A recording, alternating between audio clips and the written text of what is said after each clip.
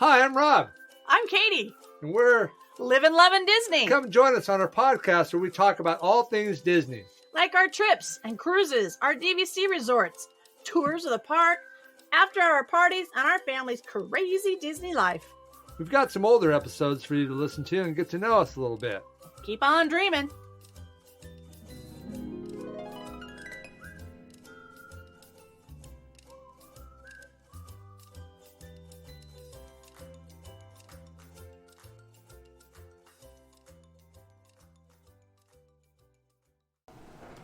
Hi, everybody. This is Rob. And Katie. Welcome into Livin Lovin Disney. All right, a little late on that one.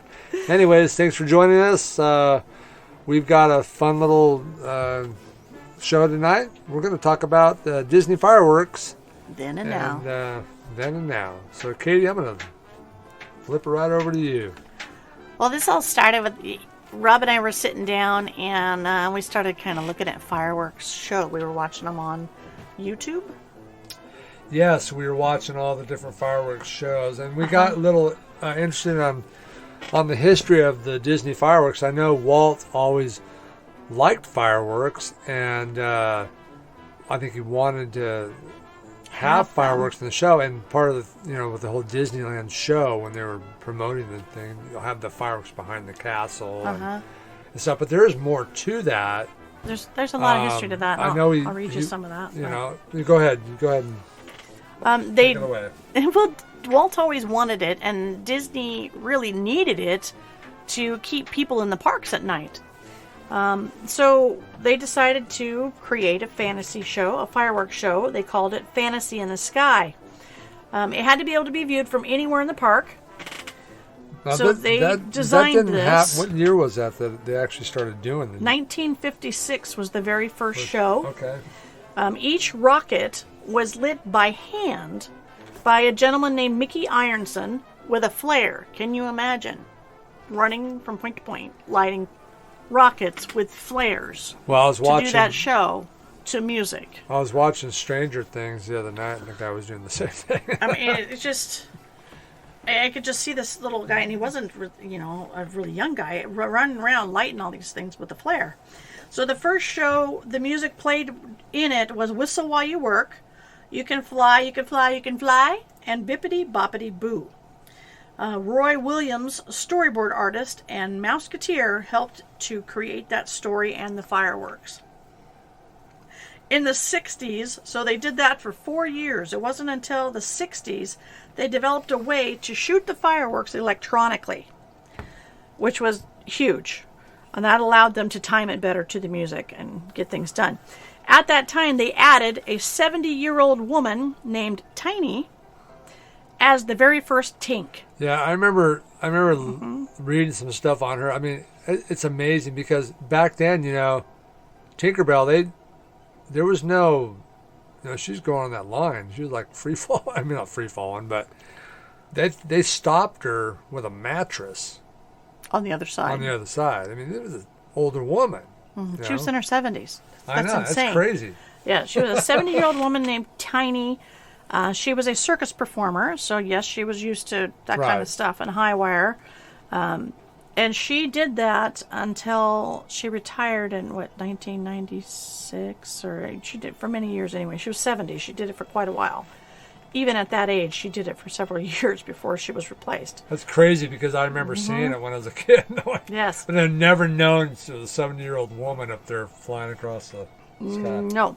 So Fantasy in the Sky ran from 1956 was the first show, and it kept running basically through 1999, and then popped back up at 2015, 2016, and 2017 a couple of times, which was interesting. And then it went to, believe there's Magic in the Stars. They had several different other little shows that popped up. But that was like 30 years? That was a long-running show. So Fantasy in the Sky ran for quite a while. Mm-hmm. And then it was followed, I believe, by Wishes was the next, really long-running show. They did several little ones. Remember Dreams Come True, Imagine, Fantasy in the Sky, Magical Disney's New Nighttime Spectacular, ran for a while. Disneyland Forever, they're doing back and forth between the parks. Together Forever, a Pixar one, and Mickey's Mix Magic. So they seem to have them all over, but Wishes was the next one to run after Fantasy in the Sky. Which was, in my opinion, Wishes. one of the best ones. It really yanked at your heartstrings, I think. I mean, okay, let's be honest. I mean, most of the time when I went to Disneyland, I didn't really care about the fireworks. When I was a kid, I just wanted to ride rides. And even now, I don't really want to sit on Main Street and get a spot and sit there for 3 hours to watch the fireworks, you know? Yeah. But it's become this huge thing. I mean, look at how many people. I mean, it was a kind of a thank you from Walt for visiting the park. It also was to keep people in the park. But it was always a cool thing that at the end of the night, you get a fireworks show. But back in those days, it wasn't like everybody was waiting on Main Street to see the fireworks. No, like they it are was now. meant to be seen. People are putting blankets down. I know, but it was meant to be seen, and as it was designed to be seen from all over, anywhere in the park. And remember when we went to Disney World that one time, and we've talked about this before on the podcast, about how we were behind the castle. Yeah. And it was an interesting view of the fireworks. Different view, yep. And we enjoyed it, actually. Yep, we did. And it's kind of fun to find different places to watch the fireworks. Now, there are bad places. There are. The last place we were in, I didn't really care for. The last place we tried watching, it was right up by the castle, but it was on the bridge to Fantasyland. This is at Disney World. You didn't hear the music, but you could hear the popping of the fireworks going off. But because of the angle we were at, the fireworks were going off a hard right. You'd have to turn to the right to watch them. The castle projections were left of you.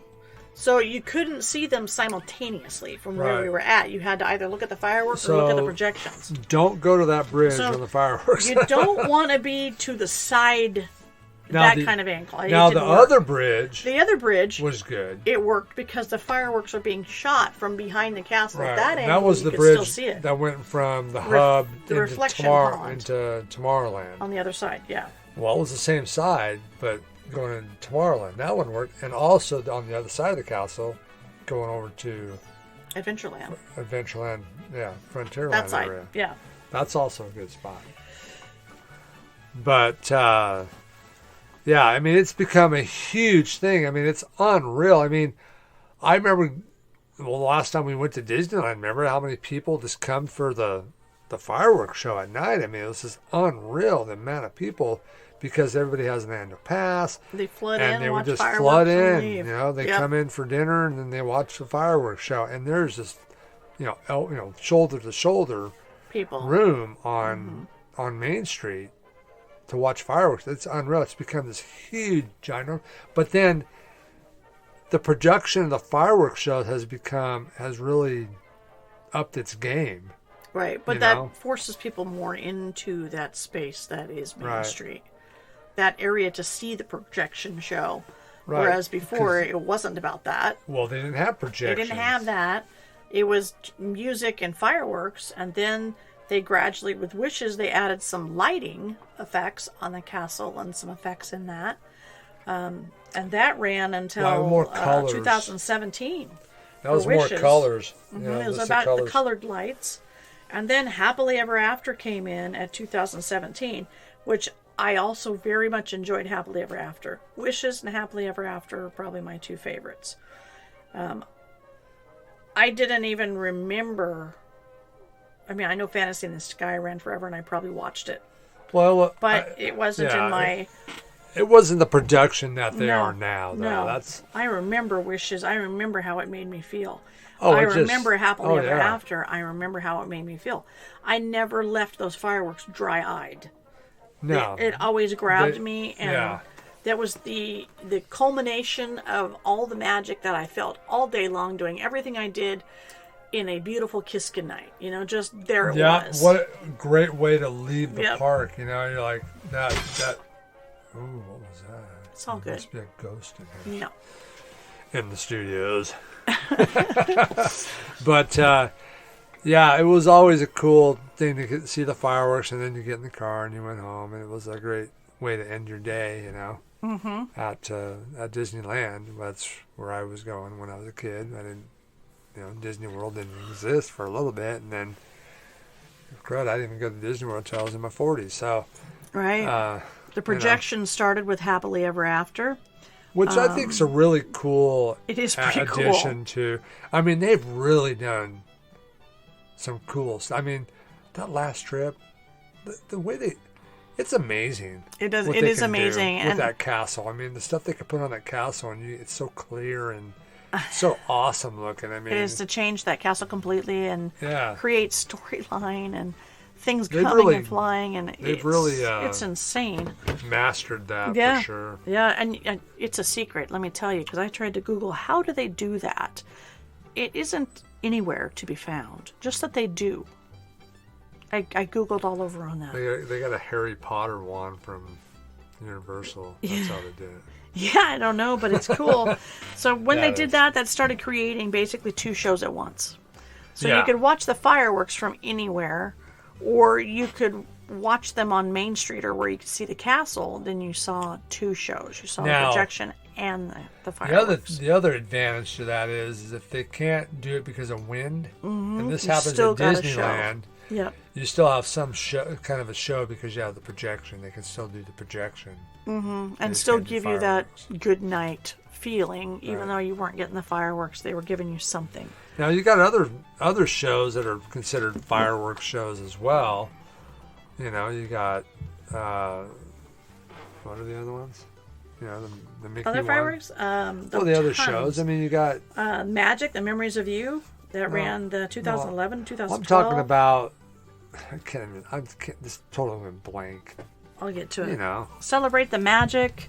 Once Upon a Time, where stories take you. Lots of little shows that they created here and there that ran for 4 years. Remember the thing we saw? Okay, the one in France. That was kind of cool really because cool. They integrated the water show and water fountains into that one, which was really different than other shows. So it was like World of Color kind of integrated with the castle projection and the fireworks. Pretty cool. So that was a cool little twist on it. Because I remember as a kid at Disneyland, and now they're building the tower, the new DVC tower, where that was. But there used to be a water fountain show down at Disneyland Hotel in a little area. They had music, and then the water would just come up and be all colored and everything. The early days of World of Color, basically. But it was very simple, but I like how they integrated that into the France fireworks show. I thought it was really different. It was totally different, and I loved it. One of the things I really liked about it is Mickey Mouse was in the show. In the show on the castle, kind of leading it like Fantasmic, where Mickey is the orchestrator of all the magic. It's that way in the Paris one, and that I think that's cool because I'm just a classic Mickey fan. Even though part of the shows, they had some parts in English and a large portion in French, of course. But I did think it was interesting that it started and finished in English, and the middle was in French. That. But that was cool because they allow them to do their own thing. That's really cool. But boy, that is some freaking talented people. To come up with all that, and now Disney packs their own. They do their own fireworks, and how they make the shapes in the sky. That is amazing. They make a square. How do they even do that? That squares and hearts and different things. Mickey ears. Well, I know, but that's even easier probably than a square, in my opinion. Yeah. It's amazing how they make those things, but and time them perfectly to music. Yeah. Giving all the elements of wind and velocity and all that stuff to make those things pop at just the right time at the right spot, and it's pretty amazing. Yeah. And they have not just done one. I mean, they've developed numerous. Literally page upon page upon page of shows that have been created. Epcot's got their own show. Yep. Which is a great show. It's different than, say, Magic Kingdom show. Correct. Hollywood Studios has their own fireworks shows. It's different. It's not. I think Magic Kingdom has the most extravagant one as far as fireworks are concerned. All the other ones do projections, and Epcot's kind of got the World of Color kind of thing going with especially with the show now, which they do a good job with. They have some fireworks too. But they all have some fireworks. So they do a really good job with it. I mean, I'm not always one that wants to sit there and watch fireworks. No, you want to run to the rides. But I do not feel like my vacation is complete unless I have at least seen a fireworks show or two. Now, I do not have to be front row center to watch those fireworks. I don't care if I am on the top of some ride watching those fireworks. I just want to be able to feel that magic. Right. I can enjoy them from the beach at the Polynesian. I can enjoy them from multiple different places, and I find it fun to see them from different places. Right. But fireworks are definitely a huge part of going to Disney. Huge for me. And just the amount of money that is spent per night on fireworks is insane. Well, it's your salary. It's insane. Yeah, it's more than my salary. Yeah, it is. I mean, if you combine all of them, it's ridiculous.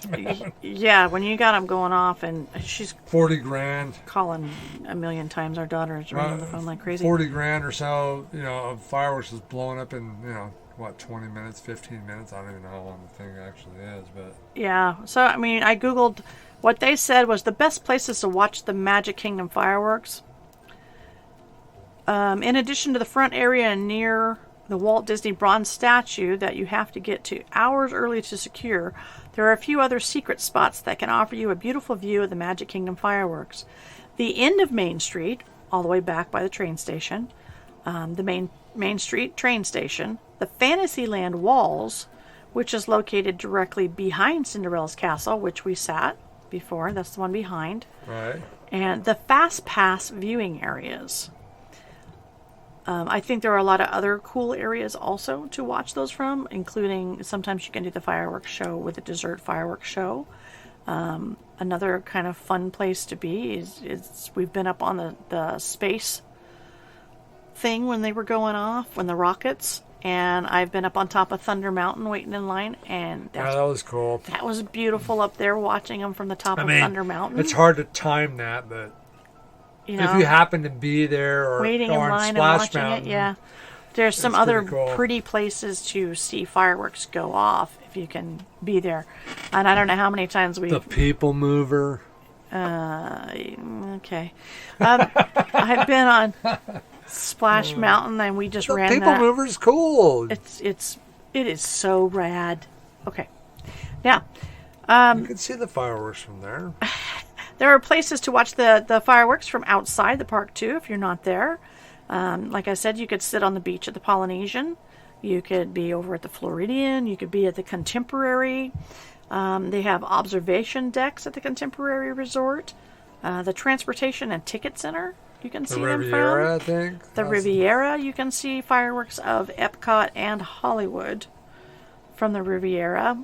Again, Narcoossee's at the Grand Floridian, that. Gasparilla's Grill, Ohana's, you can watch them out the window while having dinner. If they don't rush you out of the restaurant. Correct. You could do a Pirate and Pals fireworks dessert voyage, which I want to do that sometimes. A fairy tale fireworks sparkling dessert cruise, again out on the water with reflections. What's Highway to the Sky Dine Around? I'm not sure. Huh. We got to do some of these, Katie. I know. Highway in the Sky. I know there's one that transfers around on the resort loop thing, and you go from one place to the other, and you start with an appetizer, and then it goes to dinner, and then dessert, and then drinks on the monorail. Some of these things, what are some of the prices of some of these things? And a private fireworks cruise. So a Pirate and Pals firework dessert voyage is $72 for adults, $43 for kids. A Fairy Tale Fireworks Sparkling Dessert Cruise is $99 for adults, $69 for kids. Highway in the Sky Dine Around is $170 per person, plus taxes, gratuity. I would imagine that's dinner, appetizers, drinks, etc. Private firework cruise starts at $2.99 for 8-passenger boat and $3.49 for a 10-passenger boat to cruise out and watch the fireworks over the water. Another thing I looked up is, where are the Magic Kingdom fireworks? $37 each. That's not bad if you did that way. All right. Where are the fireworks set off from? Many of the small fireworks are shot off from the rooftops of the buildings near Cinderella's castle. Well, and we saw that last time we were there. Mm-hmm. In the Google Earth plan view, you should be able to see a few parallel rectangle shapes on the roofs, which are the set-off areas. The larger fireworks are shot from an area behind the castle. I noticed that when we sat behind it that one time. There are platforms and stuff. It's amazing because they don't look like they're that far away. They're actually look like pretty they're distanced. right there. Yep. Yeah, they actually look much closer. But if you do a Google Earth of it, you can actually see the platforms, Right. the gray platforms from which they are shot off from, directly south on Floridian Way. Or if you go to Epcot, you can see them right in the middle of the lake. Okay. Everybody loves those. Yeah. Out Okay. right in the middle of the lake there. Okay, here's the question. How much do the fireworks at Magic Kingdom cost per time? The Walt Disney World in Orlando is the highest consumer of fireworks in the world. Though Disney does not disclose the cost of the fireworks, the Wishes fireworks show, once or twice sometimes, at the Magic Kingdom would cost approximately anywhere from $41,000 to $55,000 a night. Isn't that incredible, man? Blown up in 20 minutes. Your salary just got blown up in 20 minutes. Okay. Now you've all had that need to know, find yourself sweet spot. There you go. That was the need to know. I tried to really find information on mapping out their advanced projections and stuff. I just really couldn't get all the details, just that a lot of science, and there's lots of little pinpoint spots that people can't see where those projections are coming from. Right. And it is mapped down to a fraction. I mean, they do this on computer, then they make these little models, and then they map it onto these little models to program the computer to do what they want, where they want on these little models. Really? Yeah, I saw it online, and they built a little model of the castle, and they have little models of where they're sending the projections, and then they input the exact specifics of that, and that is blown up into big to make all the projections hit where they want them to hit and how they want them to hit. And they practice on these little models. And it's pretty cool watching how they're doing and what they're doing. I'm like, I still don't know exactly how they do it. But watching the time it took to dial that in, one little thing at a time in the computer. Well, this is what, and this time is it what all we're out. talking It's about. like, wow. This is what Disney's known for, man. This is what it's about. Nobody here. comes close to this stuff. I mean, No. they've always been that way. Yeah, They're on the cutting edge of stuff, you know? It's pretty freaking amazing. And they got the Star Wars show now and all these different shows, and they got specialized in each park. And then you have a different fireworks show for Christmas and one for Halloween, and 4th of July. We didn't get to see that one because we got booted out of the park. Yeah, but at Disneyland. at Disneyland, We went over to California Adventure, and then we couldn't get back into the Magic Kingdom over there because it was overpopulated. So we just went back to our hotel room, or went down to downtown Disney or something. Yep, we just But walked back it's just home. become this huge thing. I mean, it's obvious when you're at the park. You can see it, and it's just ridiculous. It is. There's one part in here. According to the art director Ryan Kravitz, working with Cinderella's castle as a canvas for these projections has been a dream come true. It's not paper, it's not cell. The physical structures of this castle are our starting point, is a really powerful medium to be using. So if you look behind it, the mapping of that, the show uses projection mapping, so pinpointed projection mapping and technology to produce three-dimensional effects that fit every nook and cranny and contour of that castle, from its base to the tip of its turrets. Being able to change like a pixel each dot at a time, Right. to create whatever picture, design, or movement they want to create. It's amazing. It is amazing. And it's just amazing. I mean, that they can change it within seconds. Yeah. The castle can totally change to a different building almost. You know, I mean, it's pretty amazing. It's insane, man. It's just awesome. I mean, I'd never thought in a million years that they would be doing something like that, but or that you could. It's amazing. It's so awesome. I mean, you go there at Christmas time. It changes. I mean, it's not my favorite time to go there, but no. The castle's amazing. It changes colors it's unreal. Every 15 minutes, 20 minutes. It's just crazy, man. It's so awesome to see, you know? Mm-hmm. So, anyways, Katie, thanks for looking into all that. I thought it was interesting comparing interesting. and watching the different fireworks shows and then seeing how, Maria was sitting there, one of our exchange students from Brazil was joining us for a month, and she was watching them with us, and she hadn't even seen some of the ones that we were watching because she's much younger, so she'd only seen the current ones. Right. She didn't remember. Her one she started on was not Wishes, the next one. I just went name break. I can't remember I don't keep track of all that. It's my favorite. How could I not know? Happily Ever After. Okay. That one is her favorite. Okay. She didn't even remember Wishes. Which I think is the best one ever. Because she was too little to really remember it. She just didn't connect. Because it has all the old classic stuff in it. Yes. Not that the new stuff's not good. I like the fact that they integrate some of the new stuff in there too, but I miss the old classic Disney stuff because to me, in my life, that's my Disney. You know what I mean? That is your Disney. And we all have that. And our grandkids are going to have a different vision. Thing, you know? They have different movies that they've seen that absolutely they've enjoyed. So anyways, thanks for looking into that. It was really interesting, and I challenge you guys to go find special places to watch the fireworks. Yeah, you never know. Be out of the normal. Take that moment. To be honest with you, Katie, I think watching from the Poly is one of my favorite places now, really. It is one of my favorite places to watch it. You can still hear all the music. There's no crowd. I mean, you don't see some stuff. You can see the castle turning colors, but you don't see the projections. But you don't see all the you can still very much enjoy all the fireworks over the castle and hear the music piped in on the beach, and it's actually a pretty cool place to sit. Now we're staying at Floridian this time. We're stay at the Floridian, and there's supposed to be a nice spot to watch from there too. So we'll let you know. So we will let you know. We are gonna hopefully we'll do another episode here coming soon. We are plotting a trip coming up in February. And I'm hoping it'll be an extra special. It'll be our daughter's Sweet 16. And I'm trying to throw in some special activities, including a photo shoot. And so we'll be able to gather some information and intel for others to use. I did find out that photo shoot wasn't near as expensive as I thought it was going to be.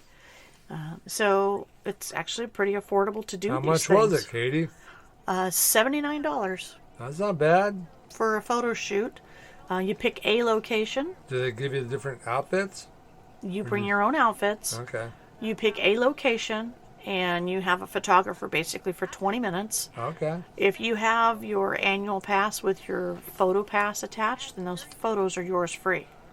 Nice. If you don't have a photo pass, then you're going to be buying whatever photos. So it would behoove you to have a photo pass when you do that, because then you could go print and do whatever you want on your own. And not be buying them from Disney at a higher rate. And then if you want more time, you can add on more time. You could add on different locations. But it really wasn't that bad. You can quite a few pictures. And the time starts from when they start snapping the camera. So your setup time and all that is not part of your 20 minutes, is what I was told. So you gather all your stuff, you find your location, and if let's say she wants to do Hollywood Tower or something like that, or Rock and Roller Coaster, or she picks a location, then we just go with the outfits and quick change McGraw. If she wants 2 outfits, she has to change real quick and get back out for more pictures. But they kind of already have kind of different locations and stuff to take you to and set you up and do different things. They guide you to take these pictures. So I thought it would be cool to do a Sweet 16 photo shoot. I think I saw on Instagram or somebody did that for their anniversary. Yep. They did a little photo shoot thing. I don't think I want to do that, Katie. It'll happen eventually. So anyway, With who? you. I will get my vows renewed at some point in Disney. It's going to happen. So, that being said, Why? more to come. Why? Because he loves me. Anyways, thanks for joining us on this episode of Livin Lovin Disney. We hope you enjoyed our fireworks spectacular extravaganza. And have a great week. Be good to each other and make the world a better place. All right? We'll see you next time. Bye-bye. Thanks for listening. Bye.